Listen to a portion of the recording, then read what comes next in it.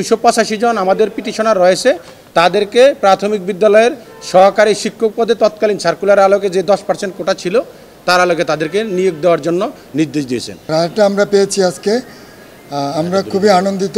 অনেক বাধা বিপত্তি অতিক্রম করে আজকে আমরা এই জায়গায় এসেছি। আপনারা জানেন যে মহামান্য হাইকোর্টের দ্বৈত বেঞ্চ বিচারপতি নাইমা হায়দার এবং মাননীয় বিচারপতি কাজী জিনাতকের বেঞ্চ 285 জন প্রতিবন্ধীকে তাদের প্রতিবন্ধী কোটায় সহকারী শিক্ষক প্রাথমিক বিদ্যালয়ে নিয়োগ দেওয়ার জন্য নির্দেশনা দিয়ে রায় দিয়েছিল। উক্ত রায়েরই আজকে চূড়ান্ত রায়টি লিখিত আকারে প্রকাশ হয়েছে, 17 পৃষ্ঠার রায়, যেখানে আমাদের যে দাবি ছিল সেটার পক্ষে পুঙ্খানুপুঙ্খানুভাবে আলোচনা করে, যেহেতু ইতিপূর্বেই আমাদের পক্ষে রায় হয়েছে, সেটা প্রকাশ পেয়েছে। এই রায়ে যে বিষয়টি উল্লেখযোগ্য সেই বিষয়টি রয়েছে যে যেহেতু এখানে একটি কথা আমি ক্লিয়ার করব যে এই রায় সার্কুলারটা কিন্তু ছিল প্রাথমিক বিদ্যালয়ে সহকারী শিক্ষক নিয়োগ সার্কুলার 2020 সালে। ইলাস্টোমেরিক ইমালশন থাকায় দেয়াল থাকে ড্যাম্প প্রুফ ফাঙ্গাল মুক্ত। Rainbow paints, the colour of joy. আজকের যে 24 সালের যে কোটা বাতিল এবং কোটার যে রায়, এটার সাথে তার কোনো সম্পর্ক নেই। এটা ছিল 2020 সালে আমরা যে কোটা ছিল সেখানে আমরা প্রতিবন্ধী কোটা যে 10% চলমান ছিল, আমরা সেই 10% কোটার আলোকে সহকারী শিক্ষক পদে নিয়োগের জন্য আবেদন করি। যথারীতি আমরা লিখিত পরীক্ষায় উত্তীর্ণ হই, ভাইভায় অংশগ্রহণ করি। কিন্তু রেজাল্ট প্রকাশের পরে দেখা যায় যে সার্কুলার এবং তৎকালীন যে আইনে 10% কোটা ছিল প্রতিবন্ধী আর এতিম প্রতিবন্ধীদের জন্য, সেই কোটাটা 1%ও মেনটেন করা হয় না।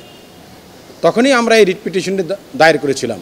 আজকে এখানে যে আলোচনাটা করেছেন মহামান্য হাইকোর্টের মাননীয় বিচারপতি মহোদয়গণ, যে প্রতিবন্ধী সুরক্ষা আইনে যে 35(1) সেখানেও বলা আছে যে তাদেরকে কোনোভাবে ডিসক্রিমিনেট বৈষম্যের স্বীকার করা যাবে না, এবং সংবিধানের 28-এ যেটা বলা আছে যে পিছিয়ে পড়া জনগোষ্ঠীকে আগে আনার জন্য যে কোনো পদক্ষেপ নেওয়া যাবে, সেটাকে এখানে প্রাধান্য দেওয়া হয়েছে। সর্বশেষ একটি নির্দেশনা দিয়ে মহামান্য হাইকোর্ট সরাসরি একটি নির্দেশনা দিয়েছেন যে the respondent are directed to appoint the petitioner, যে এই যে 285 জন আমাদের পিটিশনার রয়েছে তাদেরকে প্রাথমিক বিদ্যালয়ের সহকারী শিক্ষক পদে তৎকালীন সার্কুলার আলোকে যে 10% কোটা ছিল তার আলোকে তাদেরকে নিয়োগ দেওয়ার জন্য নির্দেশ দিয়েছেন।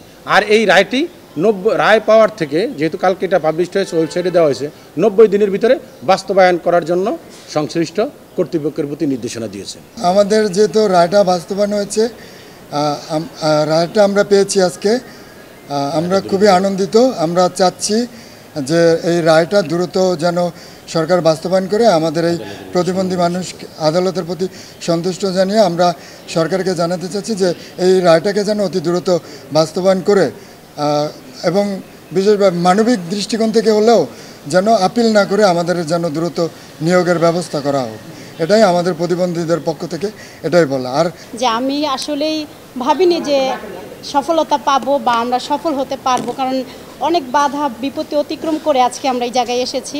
তো আমাদের এই রায়টা যেন খুব দ্রুত বাস্তবায়ন হয় এবং 90 দিনের মধ্যেই যেন আমাদের যে সরকার বর্তমান আছেন তিনি যেন আমাদেরকে নিয়োগ দেন এবং আমাদের যেন কোনো বৈষম্যের শিকার আর না হতে হয়।